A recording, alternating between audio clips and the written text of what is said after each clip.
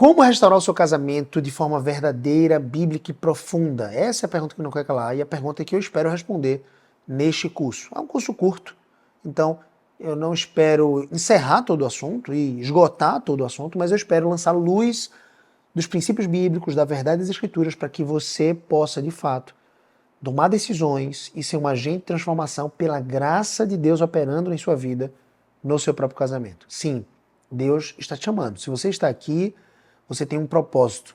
A restauração da sua família, a restauração da sua casa vai vir pela operosidade do Espírito Santo, eu creio. Um Deus que faz milagres, um Deus que transforma água em vinho, um Deus que lança vida a um vale de ossos secos. Esse é o Deus que tem interesse na sua família, tem interesse em restaurar todas as coisas. Mas para isso, de alguma forma, você está aqui adquirindo conhecimento, novas chaves, novos acessos, novas perspectivas daquilo que você está vivendo, das feridas, das máculas, do sofrimento. Então, de alguma forma, Deus pode trazer um significado diferente, mais abrangente, mais claro, mais nítido, para que você possa atuar mesmo em meio à dor.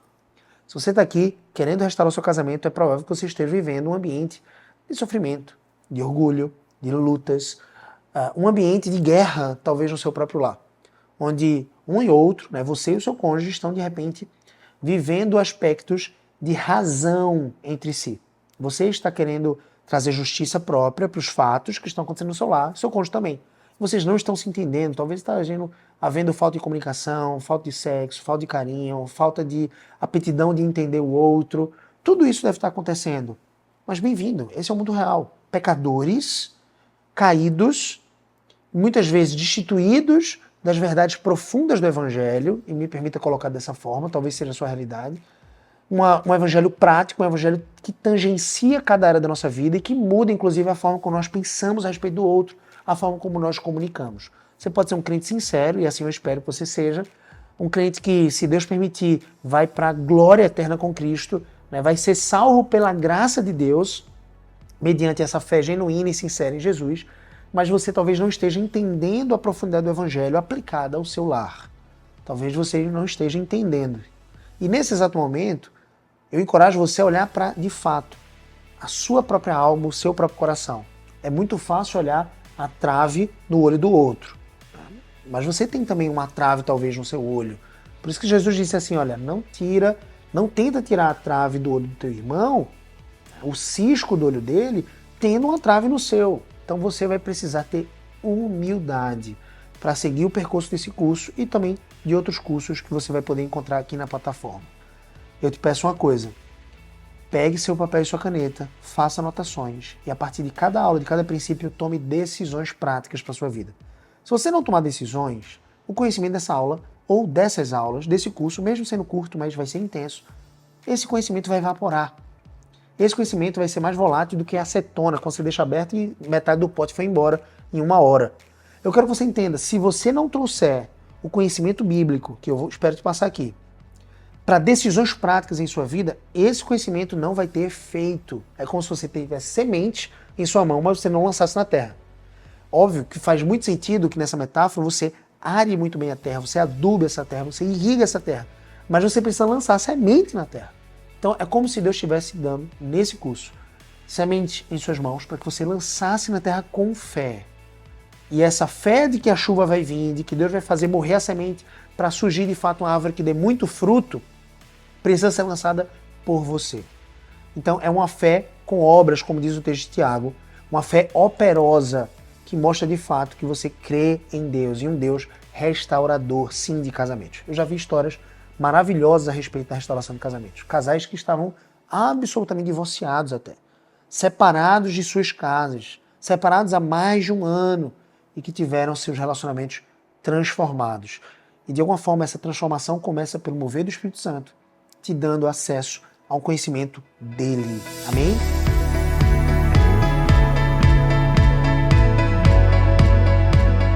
Deixa eu me apresentar.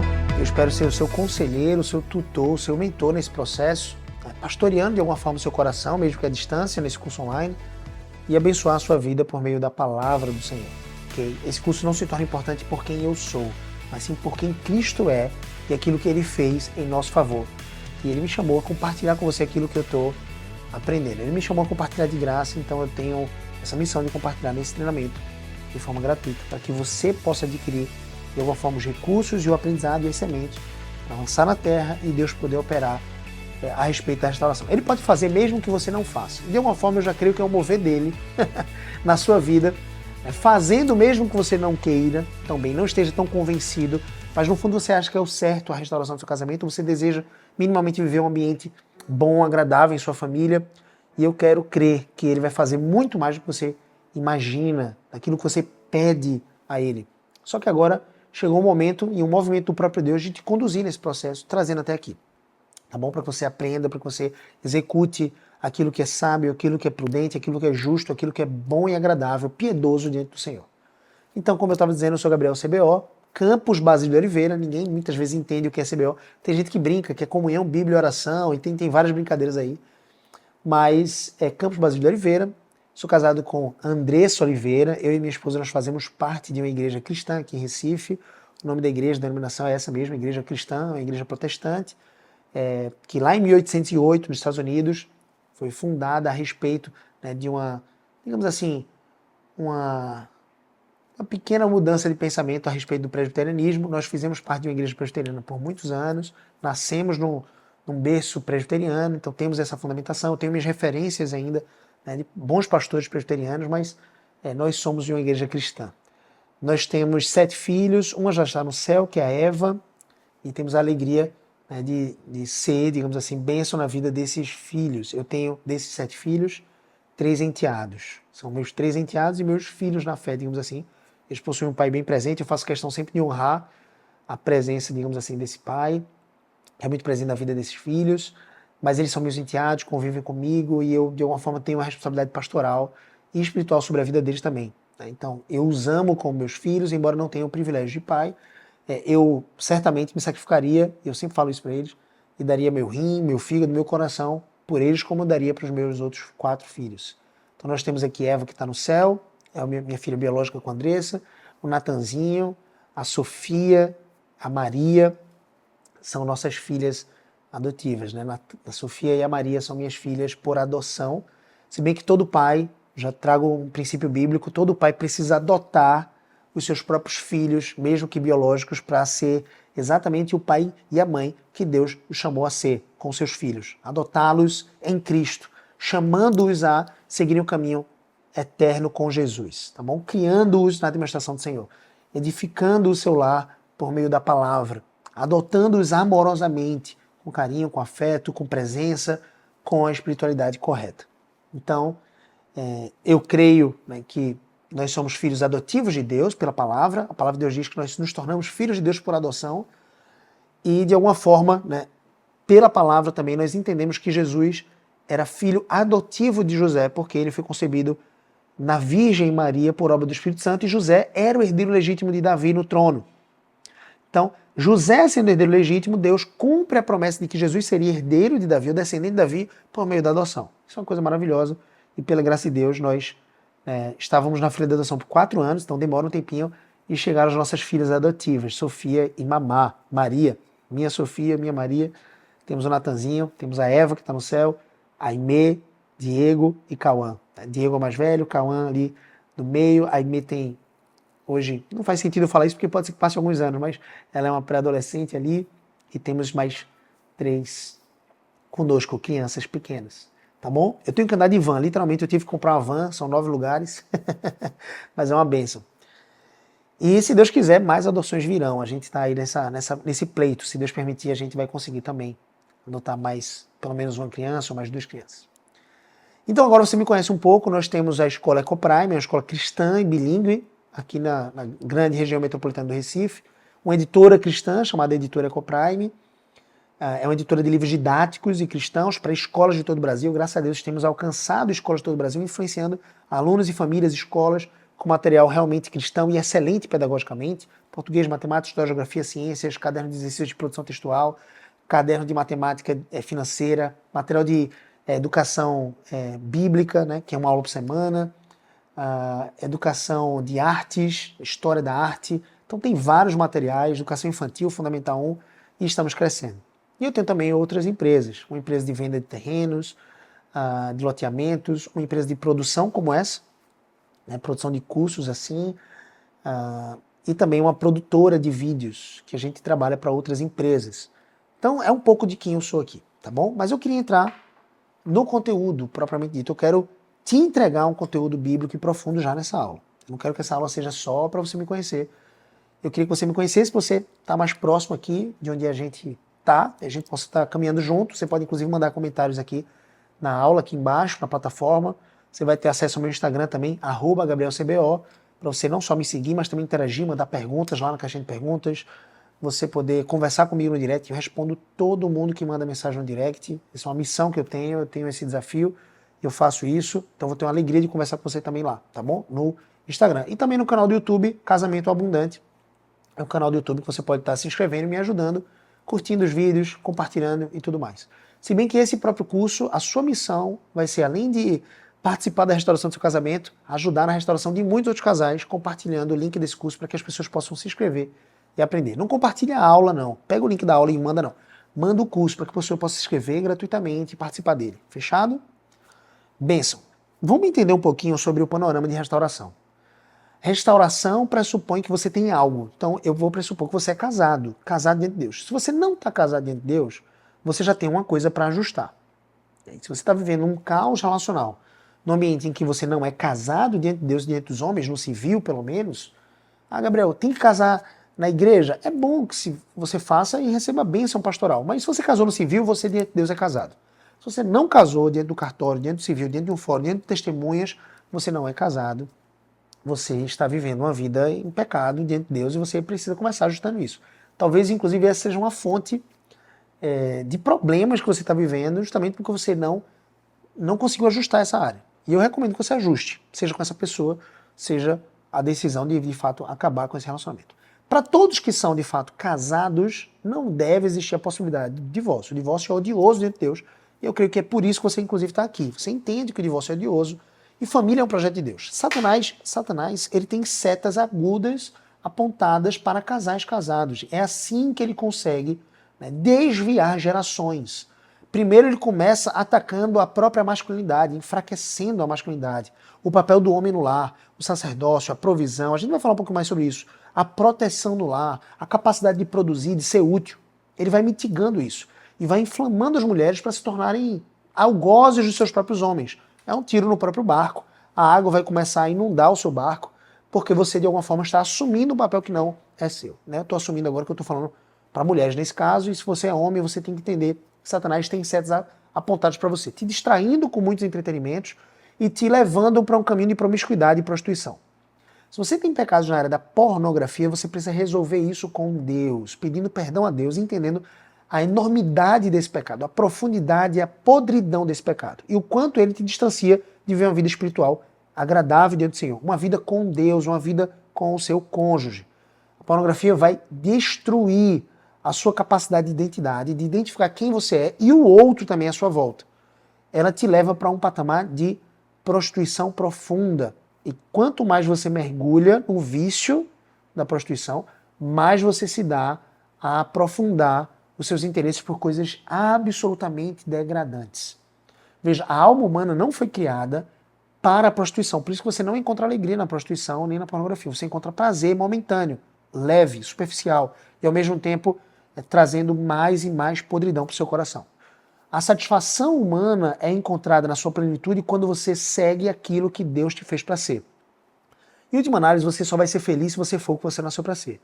Só que você não sabe o que você nasceu para ser, senão pelas Escrituras. O que você nasceu para ser foi imagem e semelhança do Criador. Para que você se torne mais parecido com Cristo, Filho perfeito de Deus. Nas virtudes de quem Ele é. Puro, santo, imaculado, ao mesmo tempo bondoso, benigno, amoroso, manso, humilde, tendo domínio próprio, tendo longanimidade, ou seja, um longo ânimo, a paciência, e tendo também um compromisso fiel de obedecer a Deus. Se você se distanciar de se parecer com Jesus, você vai colher amargura, sofrimento. Em última análise, a equação da felicidade, para você entender aqui, porque o casamento de alguma forma diz respeito à felicidade. Eu não vou ser apressado para dizer assim, o casamento não é para que você seja feliz. É para que você seja feliz. Mas a felicidade muitas vezes é confundida com conforto, comodidade e prazer. Cuidado. Felicidade, a palavra de Deus diz no Salmo 16, que na presença do Senhor há plenitude e alegria. A palavra de Deus diz em Hebreus capítulo 1, versículo 9, que porque Jesus odiou a iniquidade, odiou o descumprimento, a transgressão dos mandamentos e amou a justiça de Deus, ou seja, o cumprimento dos mandamentos, Deus ungiu com óleo de alegria como a nenhum de seus companheiros. Em última análise, Jesus foi o mais feliz de todos os seres humanos, mas não foi o que mais viveu facilidades. Percebe? Ele, sendo Deus, se humilhou, se esvaziou da sua glória de alguma forma, encarnou em figura humana para que pudesse então sofrer afrontas de suas criaturas.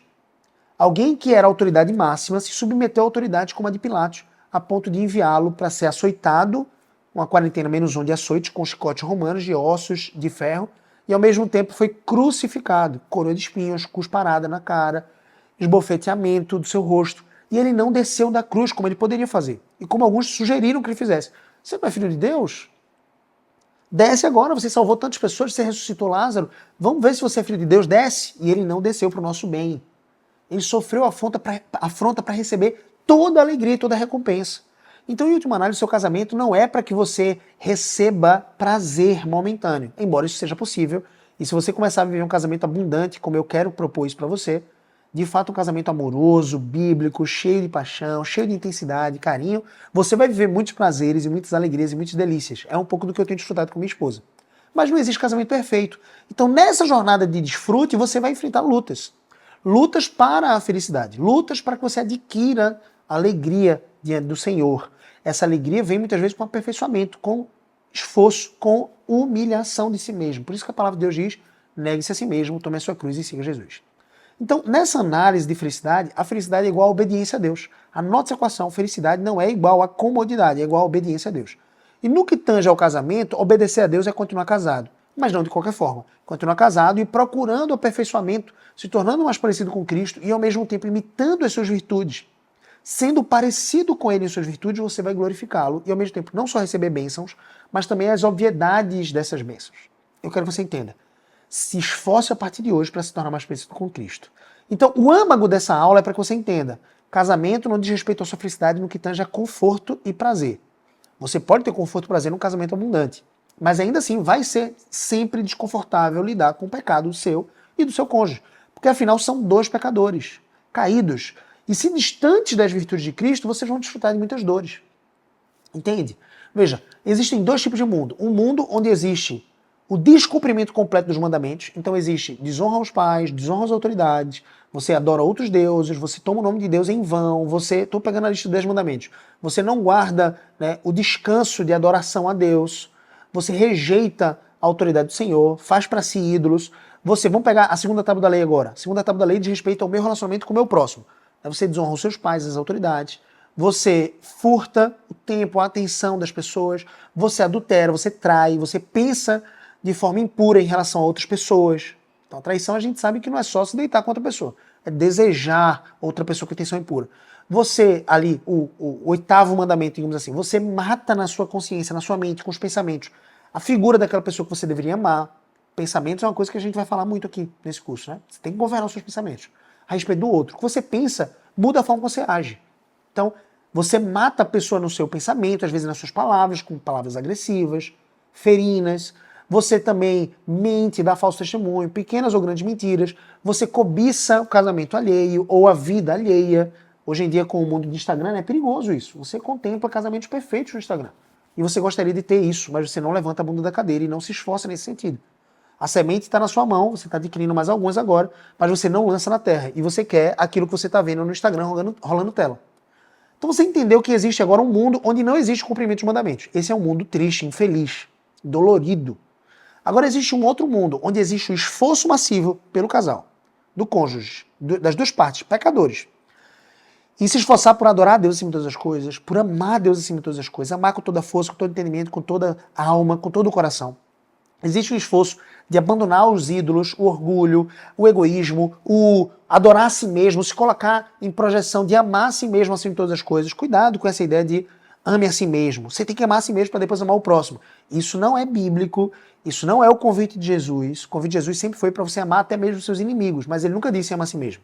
Ele já disse que você já se ama o suficiente para que você ame como parâmetro o próximo como você já se ama. Mas você não tem que se amar mais, entenda.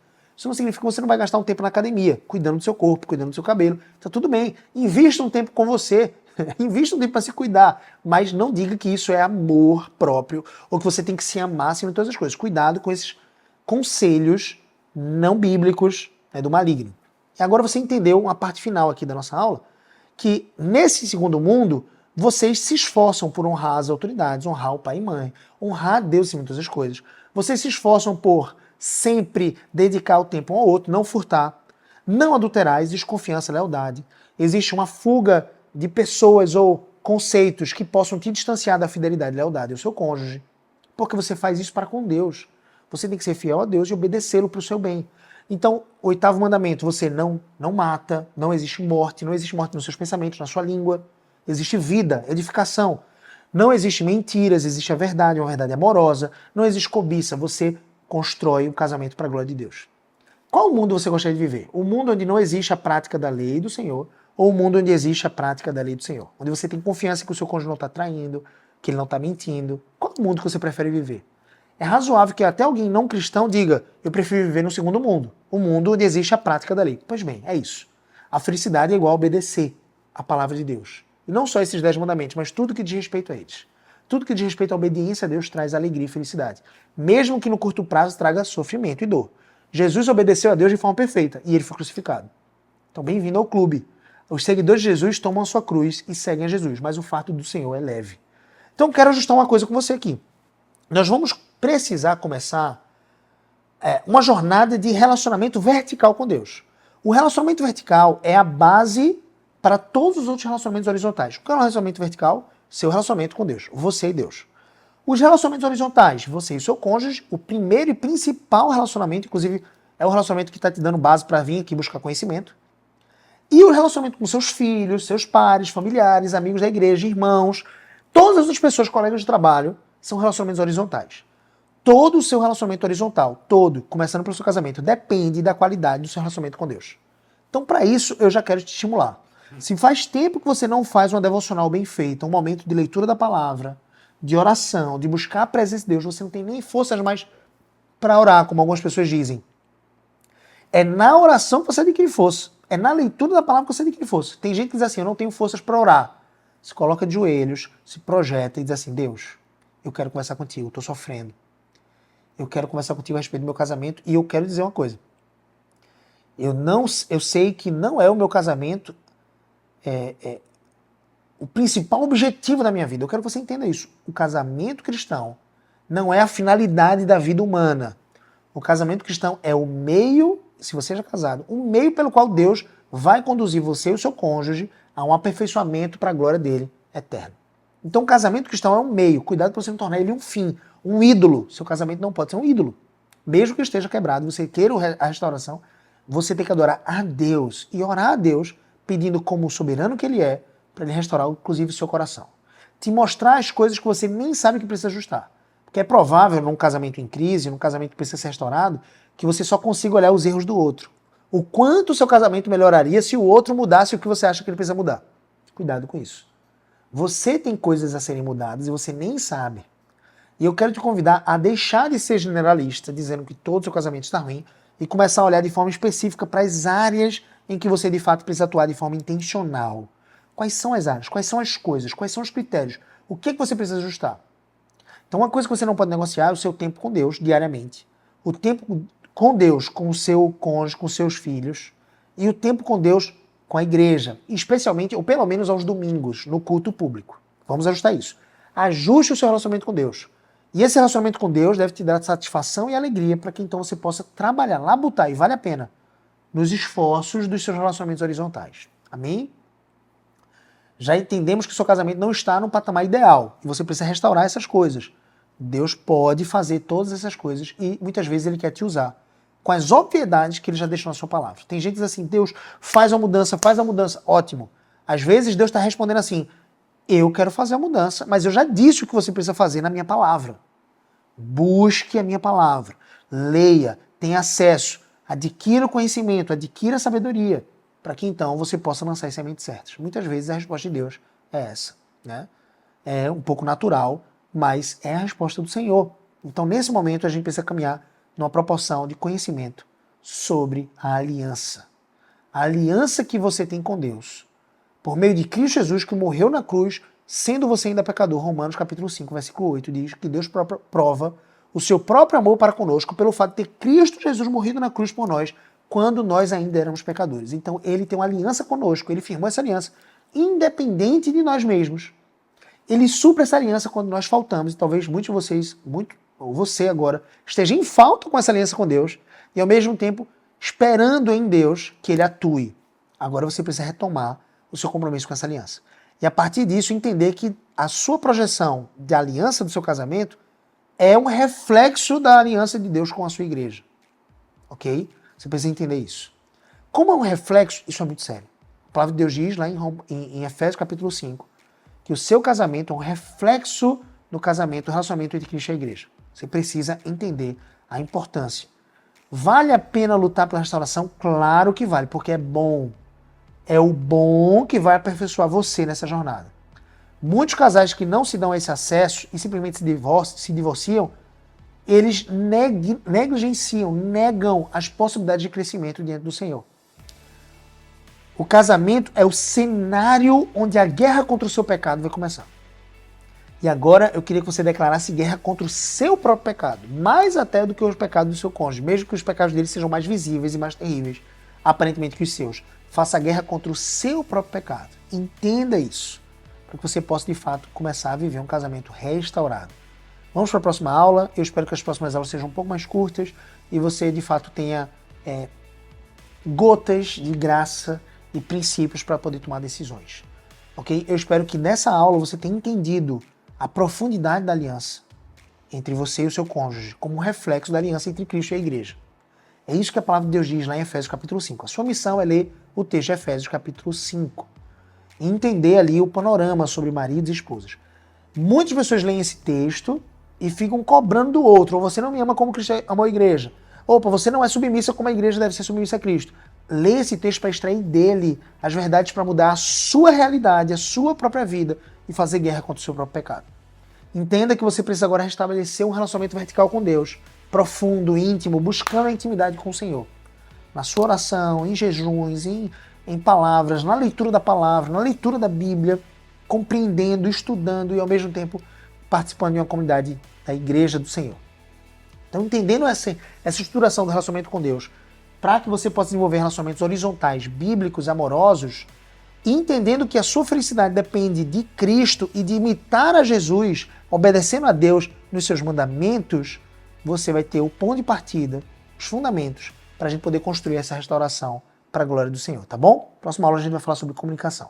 Até a próxima aula, compartilha o link dessa aula com mais pessoas e deixa aqui embaixo o principal insight para você dessa aula. Qual foi o principal ensinamento? Coloca aqui embaixo.